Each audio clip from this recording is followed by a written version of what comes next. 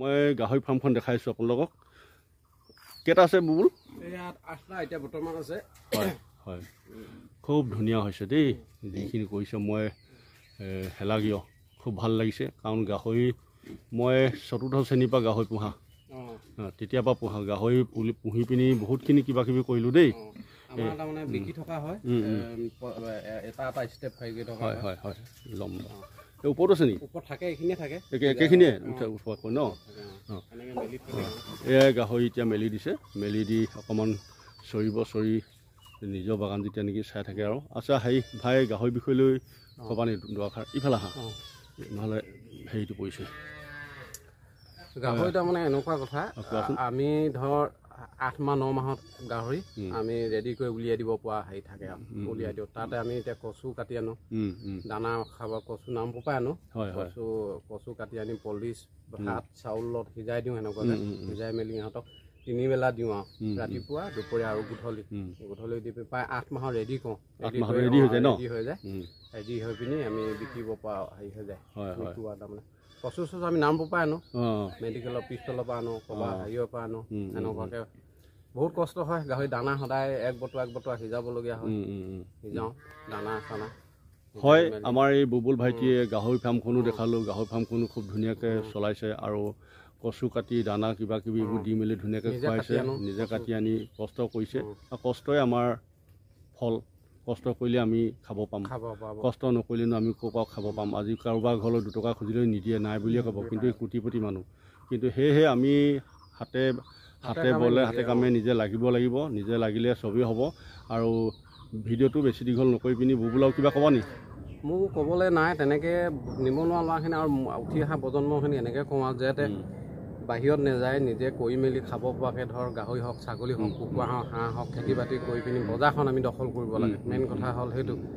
এতিয়া বাহিৰাগতৰ মানুহৰ অকল আমি হালা কৰি থাকিলে, চিঞৰি থাকিলে নহ'ব। নিজে খেতি বাতি কৰি বজাৰলৈ শাক পাত নিব লাগিব। নিয়াৰ চৰ্তত আমি যদি 10জন যাওঁ, হেৰিকৈ যাওঁ, সিহঁতে নিজে অট'মেটিক আঁতৰি যাব।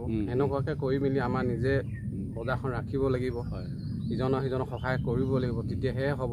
অকল আমাৰ মানুহখিনি অকল হিংসা ভাৱ লৈ থাকিলেও নহ'ব, চবে চব ভাগে কৰি মেলি চলিব লাগিব।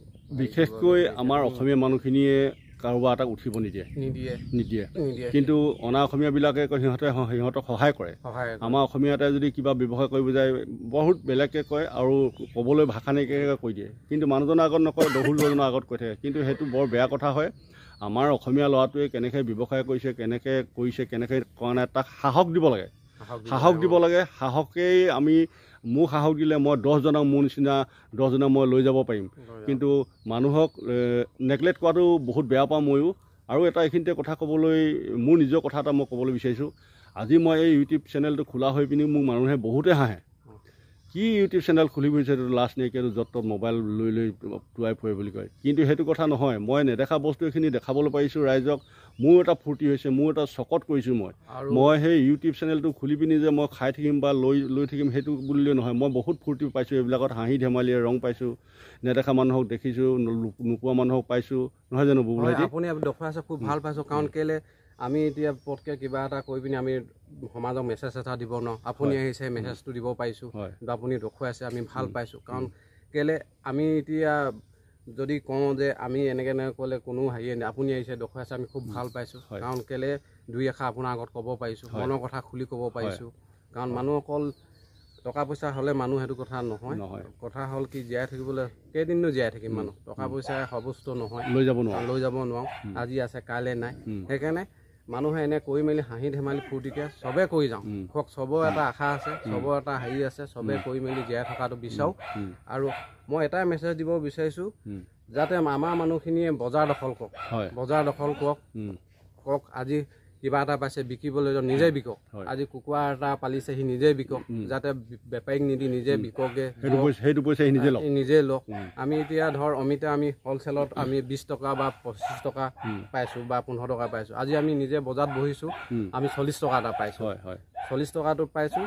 আমি কেজি 50-70 কেজি নিছোঁ, তাই আমি এতিয়া 40 টকাকৈ পাইছোঁ, কেতিয়াবা 1 কুইণ্টেল নিছোঁ, সেনেকুৱাকৈ। সেইটো কাৰণে কি কৰিছোঁ, আমি নিজে হেৰি কৰিছোঁ, বজাৰ আমাৰ, পথাৰ আমাৰ, আমি নিজে কৰিব বিচাৰিছোঁ। সেইকাৰণে সমাজক মেছেজ এটা দিছোঁ, আজি উঠি যোৱা নিবনুৱা ল'ৰাখিনি খেতি কৰক, খেতি কৰি পিনি নিজে হাতে কামে লাগক। আমি তেতিয়াহে আগবাঢ়িব পাৰিম তাৰমানে বজাৰ আমি বজাৰখন আমি কাঢ়ি ল'ব পাৰিম অনা অসমীয়া আমাৰ দখল কৰিব পাৰিম কথা হ'ল কি আজি আমি খেদিব লাগে কেনেকৈ খেদিবলৈতো সেনেকৈ পোৱা নাযাব সেইটো কাৰণে আমি হাতে কামি লাগি তাৰমানে আমি খেদিব লাগিব আজি এতিয়া বজাৰত গ'লে দেখিব অকল আপুনি বহিৰাগতৰ মানুহে ধৰ কৰি আছে 20 জন 30 জন আমিও যদি নিজে যদি বজাৰখন ধৰি যাওঁ আজি শাক পাতে বেচিছো বা মাছে কাটিছো আজি ঠেলাখনে লৈছো কিবা এটা হেৰি কৰিছো অট'মেটিক সিহঁতে নিজে আঁতৰি যাব কাৰণ কেলে সিহঁতৰ বজাৰ হেৰি হৈ যাব আজি আমি এতিয়া ডেইলি বজাৰ সন্মুখতে বহো আমাৰ নাৰুপ ডেইলি বজাৰ সন্মুখতে বহো এতিয়া আমাৰ বস্তু ইমানেই বিক্ৰী হৈছে হেৰি কৰিছে বাহিৰাখিনি আমাক চকু মেলি চাই থাকে আৰু চাব লাগে ইমান বিক্ৰী হৈছে সিহঁতৰ ইমান হেৰি হৈছে বুলি সেনেকে মনটো ভাল লাগে আজি খাব নাপায় বা কিবা এটা নথকা দুখত আমি হেৰি কৰা নাই বেচাগে নাই খালি এতিয়া আমি নতুন প্ৰজন্মক দেখুৱাইছো আৰু নিজে কি হ'ল এটা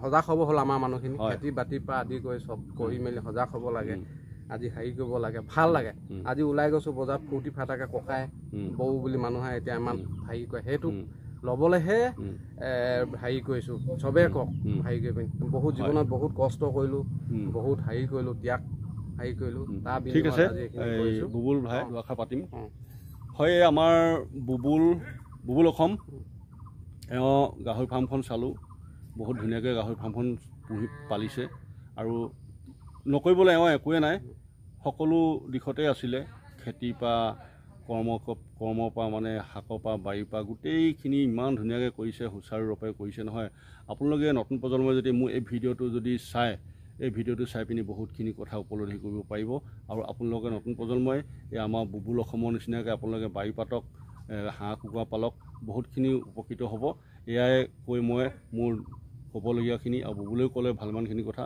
বৰ ধুনীয়া কথাখিনি ক'লে দীঘলীয়া নকৈ পিনি এইখিনিতে থৈছোঁ ধন্যবাদ জয় অসম ন জয় অসম